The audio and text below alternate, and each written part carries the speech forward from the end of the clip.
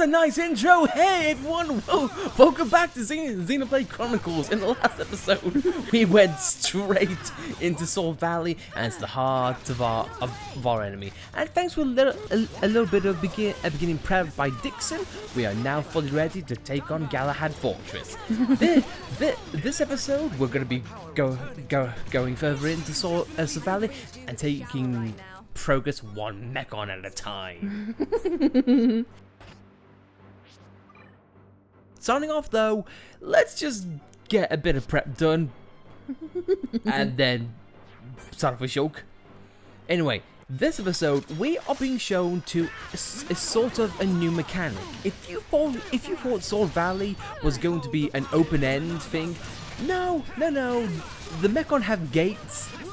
The Mechon have borders, apparently. It's kind of rude on Egil and Mumkar's part, considering, hey, you are welcome on Bionis, except you have to pass through the multiple toll booths.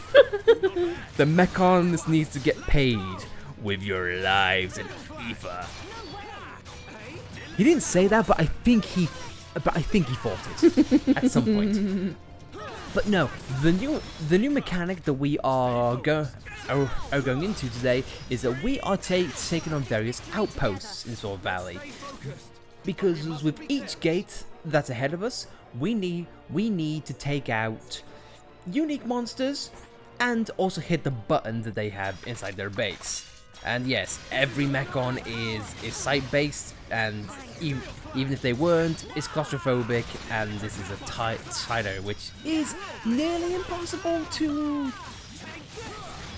not get into combat, but not impossible. If you got lucky and got past Mechon with a stealth elements, then good for you. but we are Shogun Dunban, and we all have a bone to pick with Mechon. Most of which is of the metal variety. As soon as I said that, I realized it was redundant because all Mechon are metal. Except for the fleshy bits. But, speaking of which, this is a game that we're looking for. And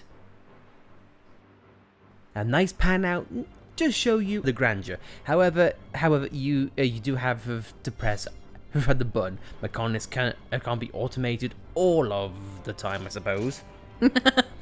But anyway, these are optional extras in which you can go for, including a unique monster, prudent person, prudent person,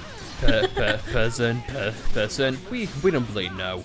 This one is not too different from the Mechon who are behind him, except he's bigger and packs a bit of a punch. But similarly, he's still affected by break, topple, and daze. I can't remember his party piece, but I think we'll see it in pretty soon. I think I'm used to Buster being on the right side. Yes. We have screwed ourselves over. Well, not really, because you used to talent art just now and I put shield on, so... It's almost like you saw the future, dare I say. A little important note to mention about these Mechon unique monsters. Every unique monster in Sword Valley to this point and going forward will be a one-time kill. They are story exclusive, so if you don't kill them now, you will not get another chance later on. And if you are a hoarder of affinity coins and all that, you are going to want to take these guys out as quickly as possible. And as much as I'd hate to say this, as much as I am probably going to regret it, we plan on taking them all on. As Shulk hits a conga line of busters. And Dunban Blossom Dance in Fimiconis. Oxymoronic, I know. But this guy, yeah, even though he was mostly a unique monster, these ones aren't too different apart from the death shot. But we get caps and level ups. and affinity points to boot. The rest of them at this point are just fodder. This will be right back after we fed them all. I noticed Shaw was missing a lot more than normal. I wonder if it's got something to do with the Mechon. Possibly. I mean, she's not really known for speed, but I guess she's not very sharp shooting. Who knows? All I know is he died and gave us a gold chest. Unfortunately, it's not the gold thing that we're looking for. And agility 4. That is a lovely piece of kit.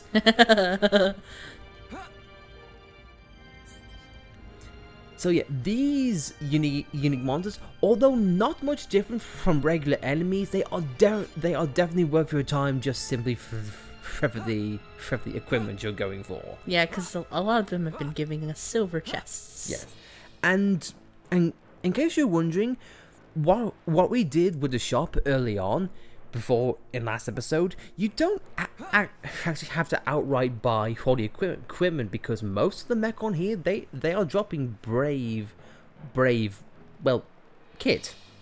So kind of makes the shop a bit redundant, but still, we just wanted to show it off and just see what the shop had to offer. If you ask me, I think the only thing that the shop is worth is the art books they sell. But apart from that, or even less so, if you want to talk about Mary and Charlotte. So, slow-mo backslash, and we are ending these Phantom units like nothing. Joke that wasn't stream edged out as they were being launched into the air.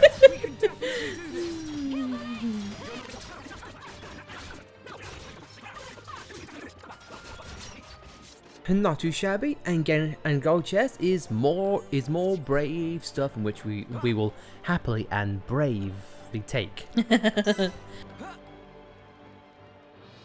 as we reach at the 4th gate, let's have a look to see what is beyond gate number 4. As the big gears unfold, seriously, I love this. As shakes timidly, we get introduced into a new enemy, a melee unit, which is again physical attacks. Nothing much to say there. And we've got another fortress unit, and yeah, these guys are big boys. Mm-hmm. If you want to avoid them, luckily for you, this place is, well, I was gonna say big enough for you to just waltz on by. Or, if you want, he takes the low road, we take the high road. That's a song of Shulk, don't you know? But yeah, sure, if you don't feel like fighting, you can take this road, but there are Mechon, because I knew you would do that, because Monolith are sneaky. And before you ask, no, that ledge there does not mean I could jump on the Mechon and I can get a surprise attack. Unfortunately, no, it doesn't work like that, and I don't think the Wii U can handle it. The last thing Xenoblade Chronicles needs is a riding mechanic. We are not taming Mechon, even though it would be nice to tame as a Mechon and ride it into Sword Valley. Just ride the giant Mechon. Yeah. Burn everything in its path! Just burn it! We're saving Fiora by burning her alive! Yay! And there's quite a sight down there, so we can hopefully just mosey on. But since we are now at a sort of like a slow part of Sword Valley, this is going to be it for a while. It's going to be going through Outposts and taking out the enemies nearby. So this is time that I want to talk about a bit of trivia. Sword Valley is an icon in Xenoblade. It's where you start. It's where the fight culminates in the beginning. And not to mention, it's one of the mainstays here. So much so that Xenoblade was asked to be in a crossover game, and that crossover game was Project X Zone 2 for the 3DS. I don't know what it is. It's a pseudo-tactical RPG in which contains a lot of characters from a lot of franchises.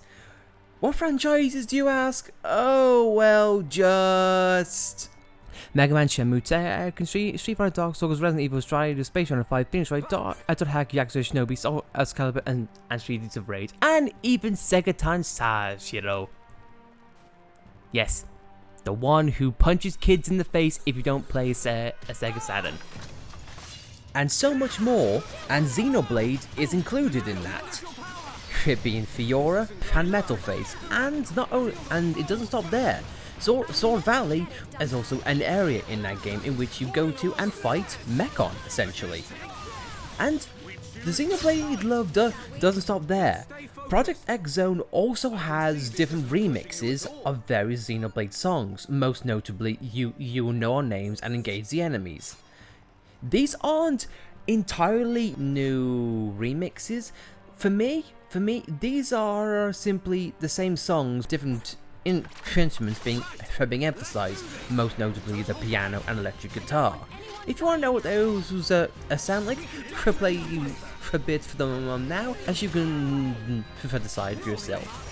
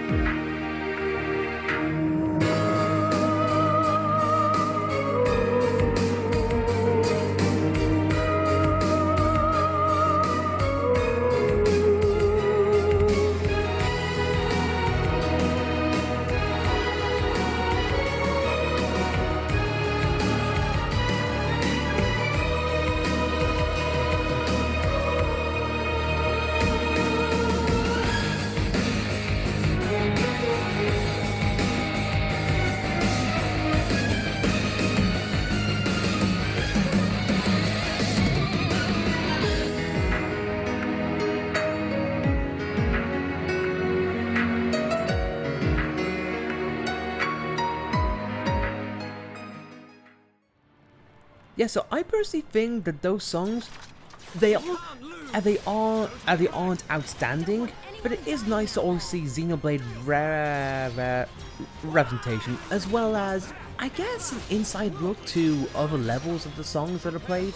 So I don't know. If you want fan service in spades, I think Project X Zone is definitely a game for you.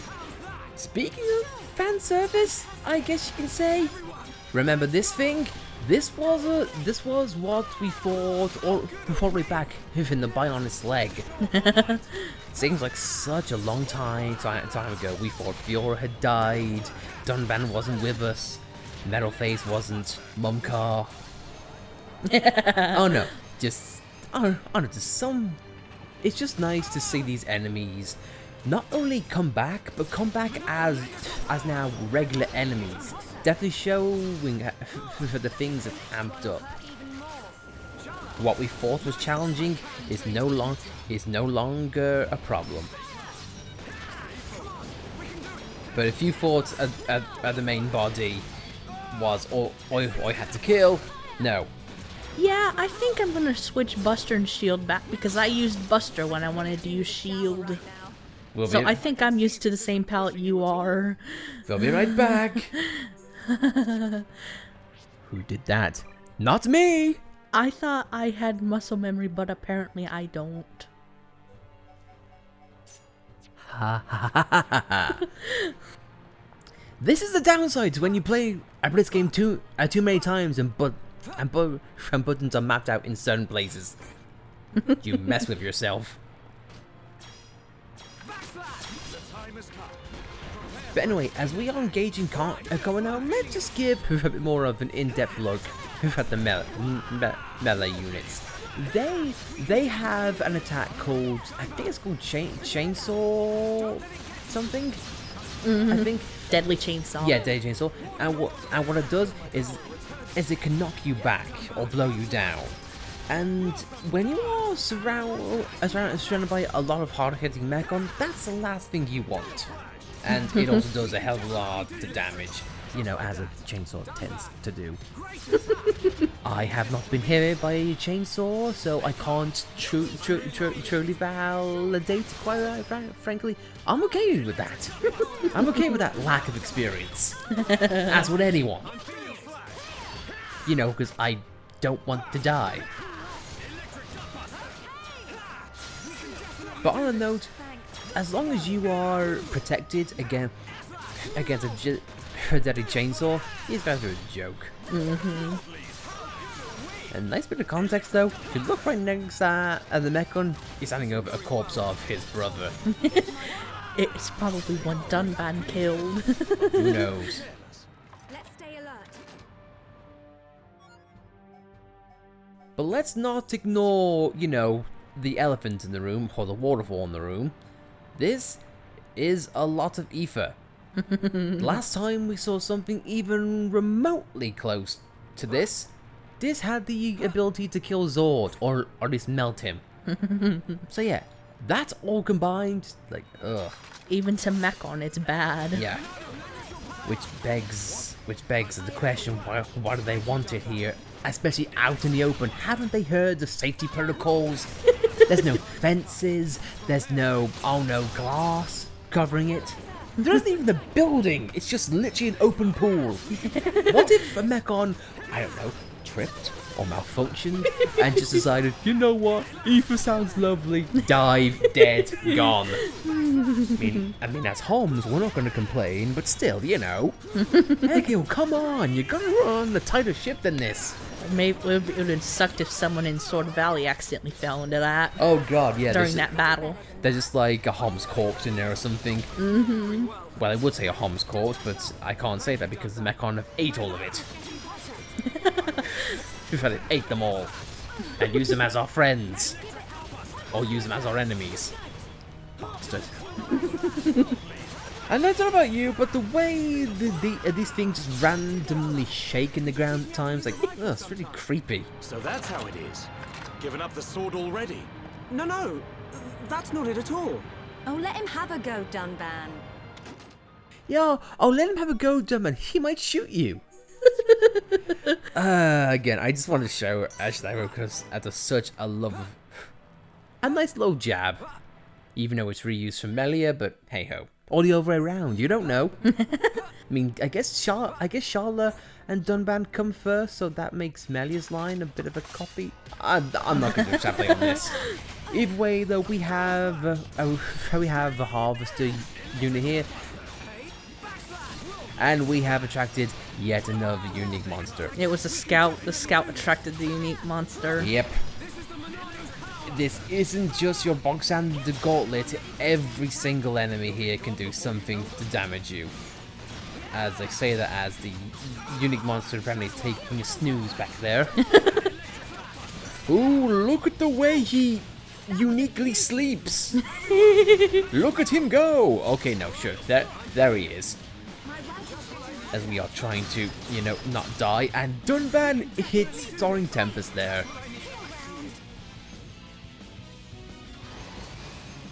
A nice little blue glow there. It's lovely to see.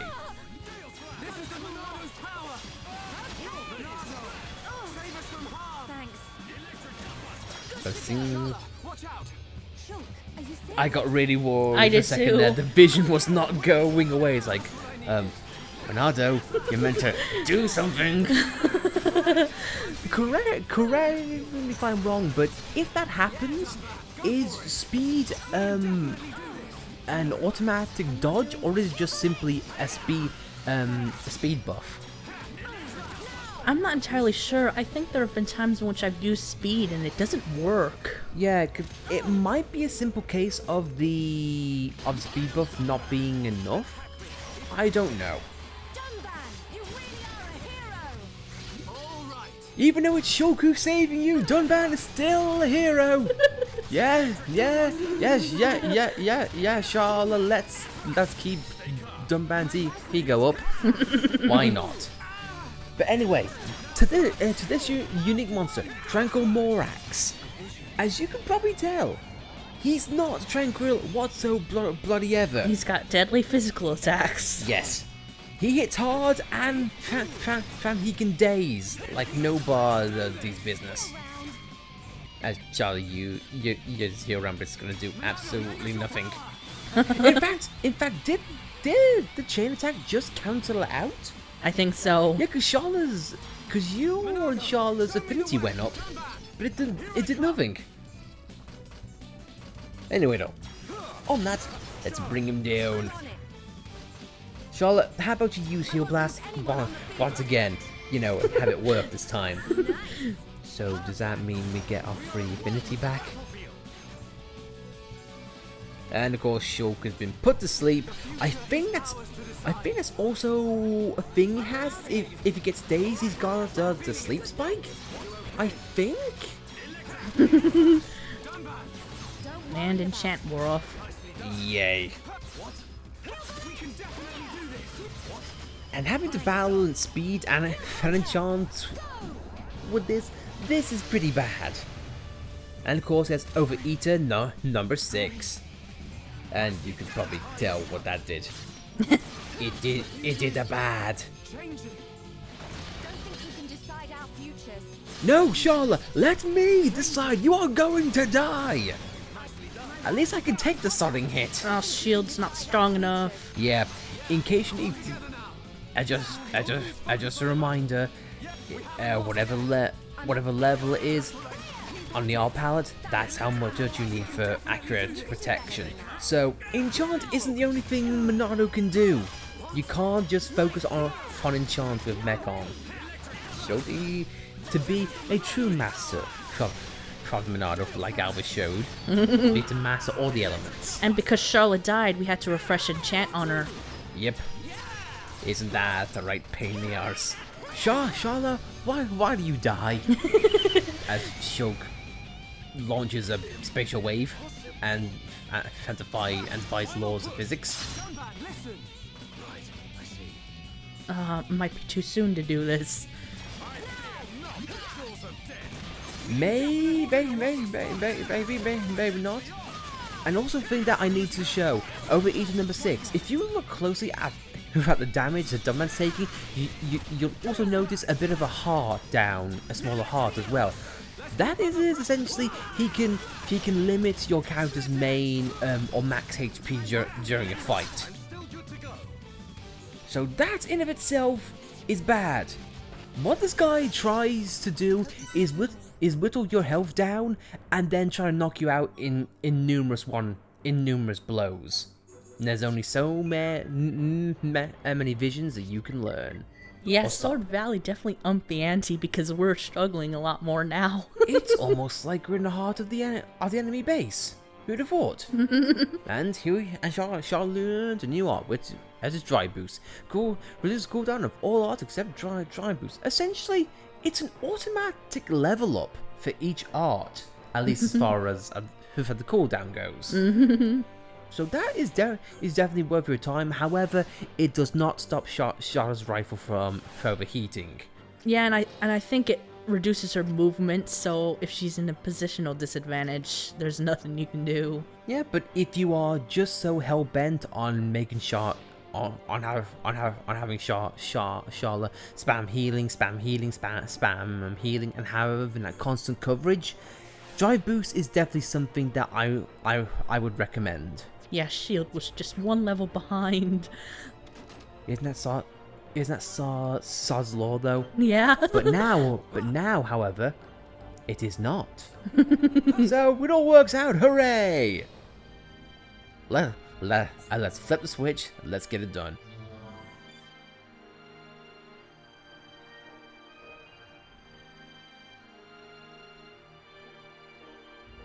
Nice little panoramic view there for the entire area. That's a little detail I love. It's just Monolith saying, look at this expansive world. You are in Sword Valley. And so are these guys who just popped in. Did you see that? Yeah. Like, come on. Oh, you had such low specs, but yeah, Ismail is a masterpiece like this. Even on the Mech on the Rude.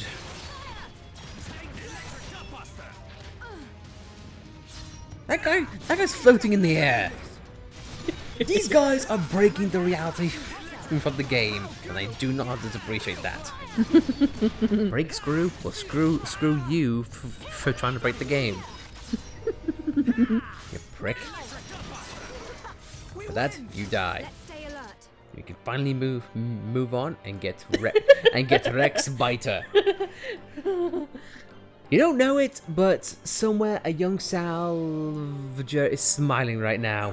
And not one, apparently. Who knew Ricky was a big 2 fan? I certainly didn't know that, but now I do. As dumb man falls and hurts himself, and just pops in out of nowhere. What is going on with this game right now? It is breaking apart the seams, and I'm not sure how to feel about it. Still though, a nice view out to Sword Valley, but I think with one gate down and once they're closer to Galahad Fortress, I think we'll end things off there as we get the collectibles and get ambushed from behind. But we can just simply go the other way because we got what we came for. Thanks, guys. Oh no, it's a pincer maneuver. It's funny because their hands are pincers. I ran out of jokes for that. But anyway, though, I think we'll end things off here, and in next episode, we'll be going on further through Sword Valley, and just trying to see if there's any more hope to getting Fiora back. Also, as a bonus, getting even with Mumcar. But, thanks for watching, guys. We'll see you next time through the Battle of Sword Valley Part 2 for Boogaloo.